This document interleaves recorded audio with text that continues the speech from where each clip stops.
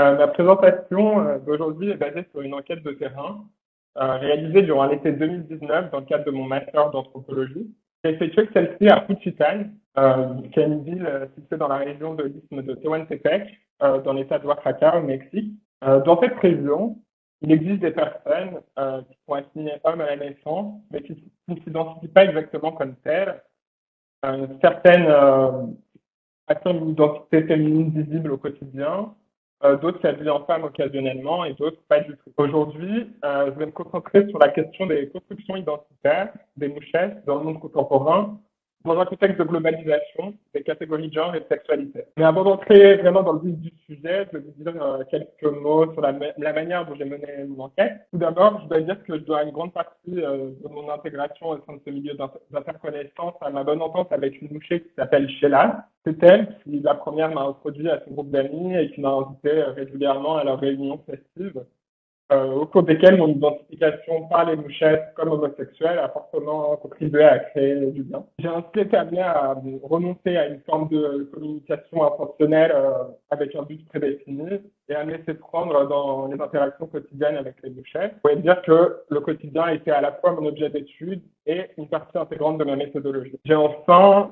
quand même effectué une dizaine d'entretiens approfondis afin d'avoir accès à des trajectoires biographiques. Pour comprendre ces controverses, il faut les placer dans le contexte de la récente invention de la tradition de la mouchée comme forme amérindienne de transidentité. En effet, l'anthropologue Juan Antonio Flores Marta souligne qu'à partir des années 70, la région multiculturelle de l'isthme de Tehuantepec, où les Zapotèques ont été et demeurent le groupe ethnique majoritaire, a connu une zapotécisation, donc, via des processus d'autoconscience ethnique. Or, c'est à cette même époque qu'a été fondé le collectif de mouchettes appelé Las Auténticas Intrépidas Buscadoras del Peligro, qui signifie les authentiques intrépides et chercheuses de danger, qui à l'origine était un petit groupe d'amis qui organisait des réunions festives. Mais à partir des années 80, qui coïncide avec une plus grande visibilité de la culture gay sur la scène nationale, le mouvement a pris de l'ampleur, s'est inspiré des spectacles de travestisme qui étaient répandus dans le centre du pays, ainsi que des concours de beauté internationaux, mais également du système festif local, et se fit ainsi une place parmi les bellas, qui sont donc des fêtes régionales.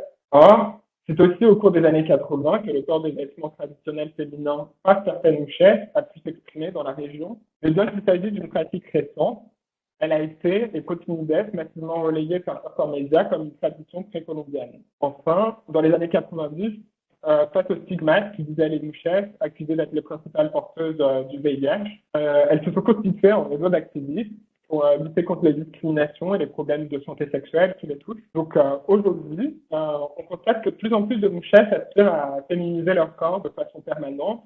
Pour cela, elles ont notamment recours à une substance nommée biopolymère pour comprendre donc pourquoi les mouchettes réalisent ces injections de manière clandestine, mettant en péril leur santé et parfois leur vie. Il faut donc aussi s'intéresser à leur production matérielle d'existence. En effet, en dehors de l'artisanat, de la vente, dans le cadre de l'économie informelle, de la coiffure ou encore du maquillage, les mouchettes qui attendent une identité visible de femme au quotidien font l'objet de discrimination à l'embauche spécifique. Certaines choisissent donc de vivre du travail du sexe. Donc, en considérant le fait que les mouchettes qui attendent une identité féminine visible quotidienne subissent les mêmes discriminations à l'embauche que la plupart des femmes transgenres au Mexique et au-delà, il n'apparaît pas pertinent d'opposer les catégories de trans et de mouchets. Pour finir cette présentation, j'aimerais donc déplacer la question du devenir trans des mouchettes vers celle des usages contextuels qu'elles font des catégories et de leur réappropriation locale. Donc, selon les habitants de la région, si les termes de gay et de travesti étaient connus antérieurement, ceux de transsexuels et de transgenres ne l'étaient pas avant les années 80. L'une des raisons qui peut expliquer leur adoption par certaines mouchettes est qu'ils constituent des alternatives à d'autres appellations plus stigmatisantes, telles que celle de vestida, qui signifie littéralement habillé au féminin en castillan, et qui est un terme péjoratif de l'argot mexicain pour se référer à un travesti. Dans le contexte de toute conscience culturelle que j'évoquais tout à l'heure, ont aussi émergé les expressions en langue zapotèque moucheguna, qui signifie mouché femme, et mouchenbuyu, qui signifie mouché homme. celle-ci permettant aux mouchets de marquer des subjectivités de genre distinctes en même temps qu'une ethnicité propre.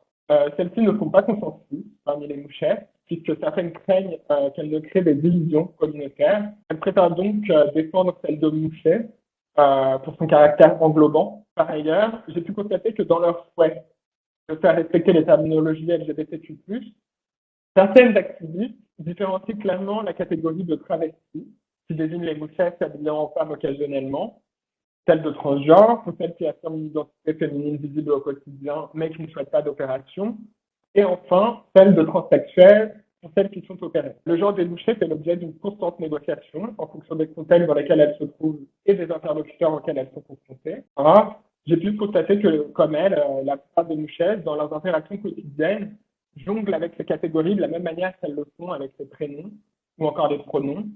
Je suggère que le terme mouchet, bien qu'il puisse être minoré au profit d'autres, le modèle qu'il sous-tend, qui est donc celui d'un genre liminal, et la flexibilité qu'il permet subsiste encore dans le monde contemporain. Le devenir de la catégorie mouchet, ainsi que des identités et des formes de vie qu'elle sous-tend, demeure donc ouvert. Je vous remercie pour votre écoute.